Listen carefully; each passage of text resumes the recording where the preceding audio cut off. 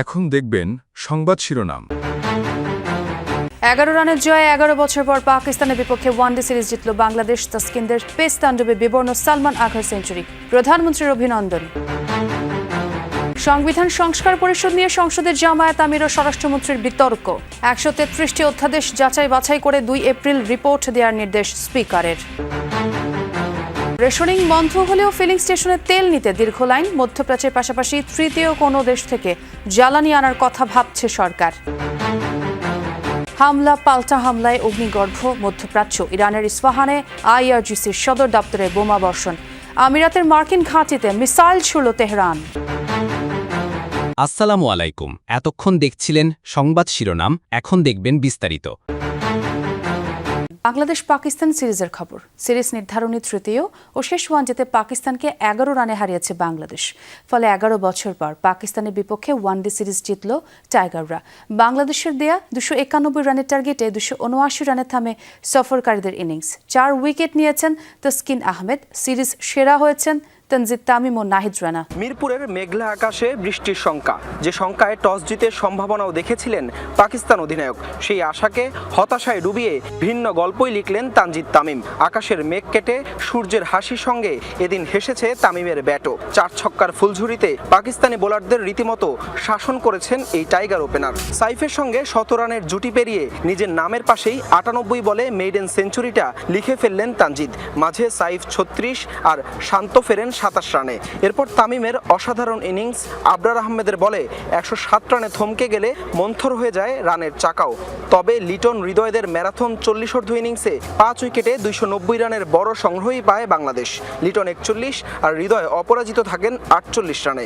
হারিস রৌফ নেন 3 উইকেট। জবাবে লক্ষ্য তাড়া করতে নেমে তাসকিন রানার দাপটে প্রথম 3 ওভারেই সাজঘরে 3 ব্যাটার। 67 রানে 4 আর 82 রানে অর্ধেক ব্যাটার যখন সাজঘরে, তখন কোণঠাসা হয়ে পড়ে পাকিস্তান।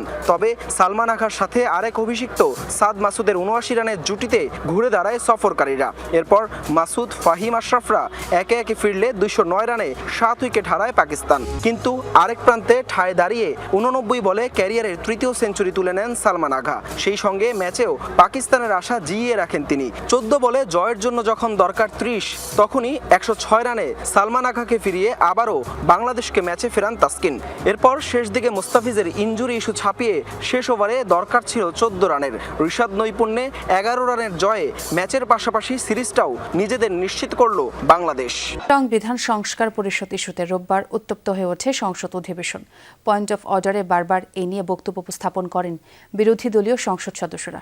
জবাবে স্বরাষ্ট্রমন্ত্রী বলেন, রাষ্ট্রপতির সংবিধান সংস্কার পরিষদের অধিবেশন ডাকার বৈধ কোনো ভিত্তি নেই।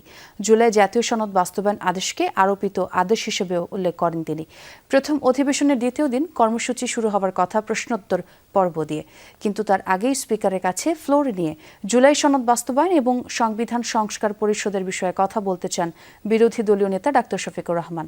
তবে নিজ সুযোগের বাইরে প্রশ্ন উপস্থাপন করায় সেই সময় ডাক্তার শফিকুর রহমানকে থামিয়ে দেন স্পিকার। পরে জনগুরুত্বপূর্ণ নোটিশ নিষ্পত্তি নিয়ে সংসদ সদস্যদের বক্তব্যের সময় আবারও ফ্লোর নেন বিরোধী দলীয় নেতা। ভোটের ফলাফলের গেজেট প্রকাশের 30 দিনের মধ্যে সংবিধান সংস্কার পরিষদের সভা আহ্বান না করায় উদ্বেগ প্রকাশ করেন। বিরোধী দলীয় নেতার বক্তব্যের জবাব দেন স্বরাষ্ট্রমন্ত্রী সালাউদ্দিন আহমদ। বলেন, গণভোটের রায় বাস্তবায়ন করতে হলে আগে সংশোধন করতে হবে সংবিধান।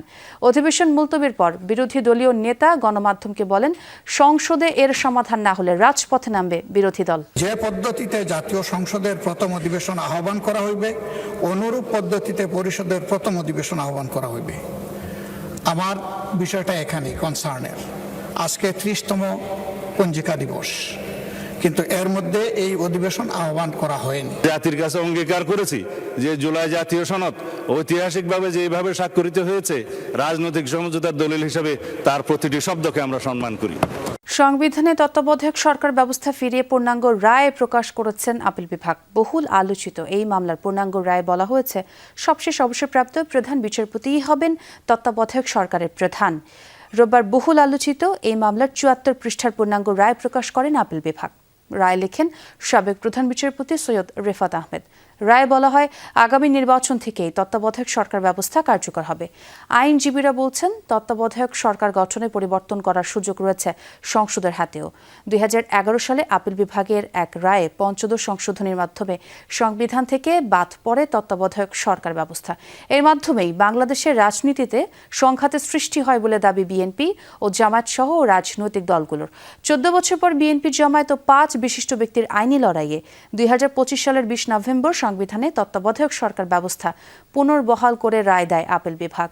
জ্বালানি সরবরাহ স্বাভাবিকের পাশাপাশি সাশ্রয়ী ব্যবহার নিশ্চিত করতে কঠোর অবস্থানে যাচ্ছে সরকার। বন্ধ করা হয়েছে পেট্রোল পাম্পে সব ধরনের রেশনিং, অর্থাৎ চাহিদা মতো তেল নিতে পারবেন গ্রাহকরা।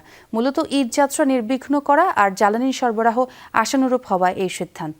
তবে মার্কেটে অপ্রয়োজনীয় লাইটিং বন্ধ না করলে সরকার কঠোর হচ্ছে বলেও জানিয়েছেন জ্বালানি প্রতিমন্ত্রী। তিনি বলেন, বৈশ্বিক সংকটের মধ্যেও জ্বালানি তেলের দাম বাড়ানোর কথা ভাবছে না সরকার।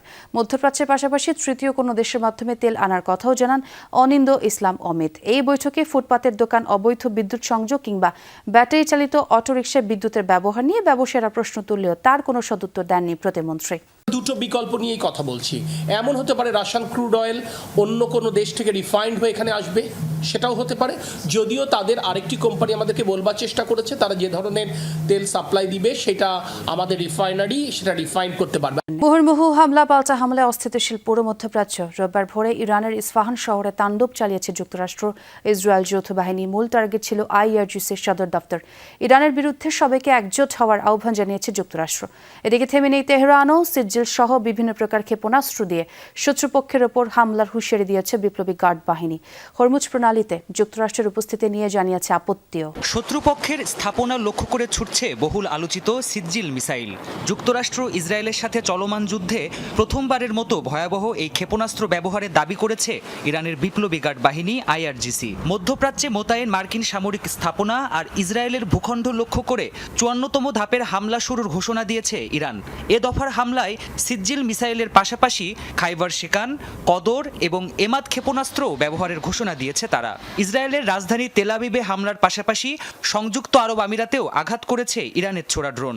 হরমুজ প্রণালীতে যুক্তরাষ্ট্রের উপস্থিতি থাকলে প্রণালী বন্ধ রাখার হুঁশিয়ারিও দেওয়া হয়। বিগত 50 বছর ধরে পারস্য উপসাগরে অস্থিরতার কারণ আমেরিকার উপস্থিতি। এখান থেকে যুক্তরাষ্ট্র না সরলে হরমুজ প্রণালী খোলা হবে না। এই প্রণালীর নিয়ন্ত্রণ থাকবে ওই অঞ্চলের দেশগুলোর কাছেই। এমন পরিস্থিতিতে যুক্তরাষ্ট্রের জ্বালানি সচিব ক্রিস রাইট আশা করছেন আগামী কয়েক সপ্তাহের মধ্যেই শেষ হবে ইরান যুদ্ধ। পাশাপাশি হরমুজ প্রণালীর প্রতি যেসব দেশ সবচেয়ে বেশি নির্ভরশীল তাদেরকে একজোট হওয়ার আহ্বানও জানিয়েছেন তিনি। মনে হয় এই সংঘর্ষ অবশ্যই আগামী কয়েক সপ্তাহের মধ্যে শেষ হবে। এটি তার থেকেও আগে হতে পারে।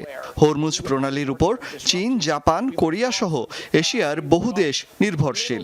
তাই গুরুত্বপূর্ণ এই বাণিজ্য পথের সুরক্ষায় তাদেরই সবার আগে এগিয়ে আসা উচিত।